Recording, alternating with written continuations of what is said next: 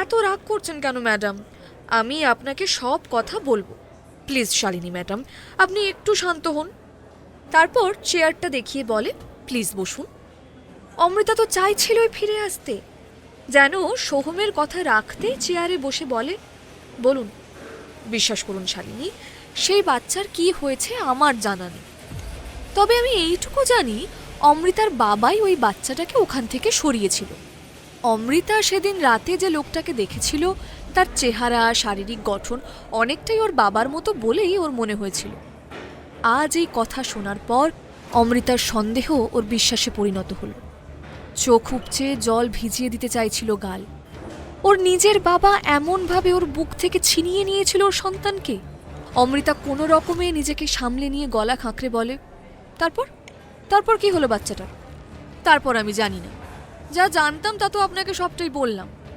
এবার আশা করি আপনার মনে হবে না যে আমি আপনাকে মিথ্যে কথা বলছি বা কোনো কিছু গোপন করতে চাইছি। কিন্তু শালিনী, আপনি হঠাৎ এসব খবর জানতে চাইছেন কেন বলুন তো? এই পুরনো কাসন্তি ঘেটে আপনার কি লাভ? অমৃতা সজাগ হয়। অনেক বেশি কৌতূহল দেখানো হয়ে গেছে। কৌতূহলটা অমৃতাকে নিয়ে নয়, কৌতূহল আপনাকে নিয়ে। আপনি কেমন মানুষ না জেনে কি বন্ধুত্ব করা যায়? সে তো বটেই। আর তাহলে এবার তো আমরা বন্ধু হতেই পারি, কি বলেন friends?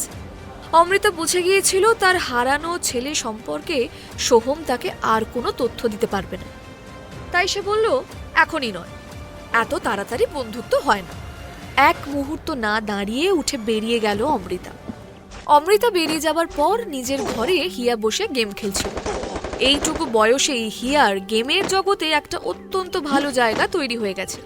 Here gaming title little Angel, সকলের কাছেই জনপ্রিয়। হিয়া কানে হেডফোন দিয়ে তার টিমকে নির্দেশ দিয়ে চলেছিল। নিজের জায়গায় প্রায় লাফিয়ে ওঠে হিয়া। গেমটাও জিতে গেছে। গেম ওভার হয়ে যাবার পর একটা আড়মোড়া ভেঙে বিছানা থেকে নেমে আসে হিয়া। হঠাৎ তার মনে হয় মা যাবার সময় বলেছিল এই ফ্লোরে নাকি একটা বড় পাগল আর একটা ছোট পাগল থাকে। মনে হতেই ভীষণ রকমের কৌতূহল হয় হিয়ার। সে পা টিপে টিপে দরজার কাছে গিয়ে অল্প একটু দরজা ফাঁক করে সামনের সুইটের দিকে তাকালো। 1401। এই সুইটটাতে সম্ভবত ওই দুটো পাগল থাকে। ও বিছানায় উঠে বিছানার পাশে রাখা ইন্টারকমে পাশের রুমে ফোন করলো।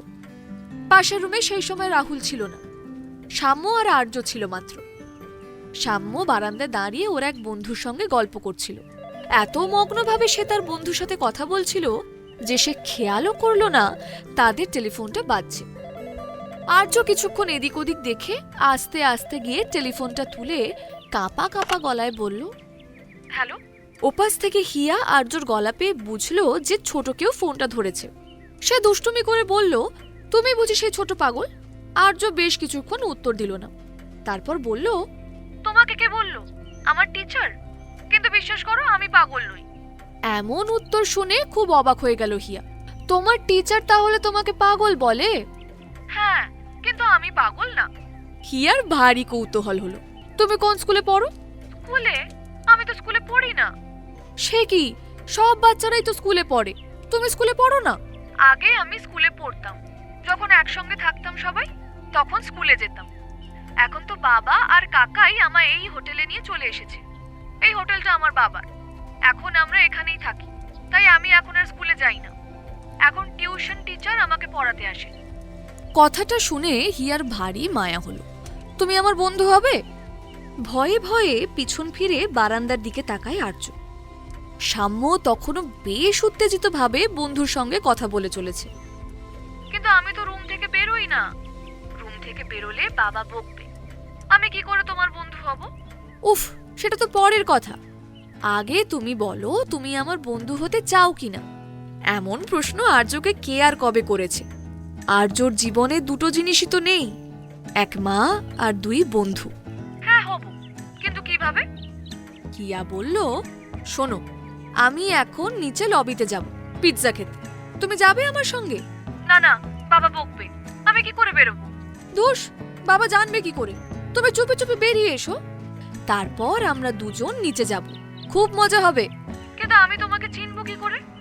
হিয়া বিজ্ঞের মতো বলল, এই তো এতক্ষণে একটা কাজের প্রশ্ন করেছো। শোনো, কালো রঙের টি শার্ট, কালো প্যান্ট আর কালো হুডি পরো। আমিও তাই পরছি। তাহলে আমাদের দুজনের ড্রেস দেখে আমরা দুজন দুজনকে চিনতে পারবো। ব্যাপারটা আর্যর খুব মনোপুত হলো। 15 মিনিটের মধ্যে রেডি হয়ে চলে এসো।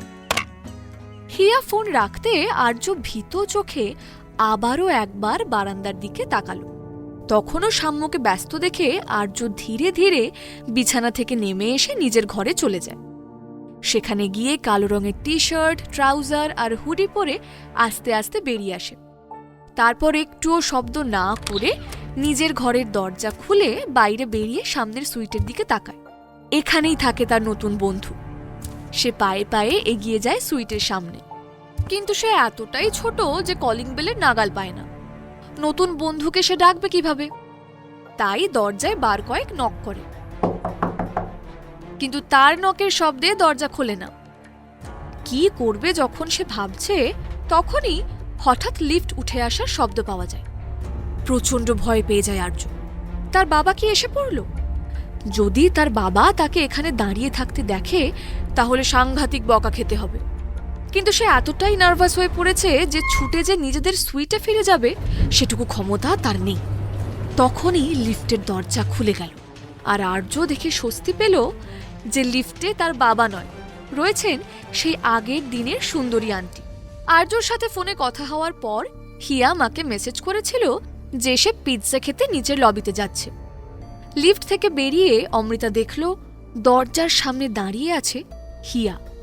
নিজে মা হয়েও হুডি পরিহিত আর্যকে দেখে সে বুঝতে পারল না যে এটা তার মেয়ে হিয়া নয়, আর্য। সরি সোনা, আমার ফিরতে দেরি হয়ে গেল। কিন্তু হিয়া, আমি তো তোমাকে রুম থেকে একা বেরোতে না করেছিলাম। তুমি কিন্তু একটাও কথা আমার শুনছো না। খুব দুষ্ট হয়ে গেছো তুমি। এরকম করলে কিন্তু মা আর তোমায় ভালোবাসবে না।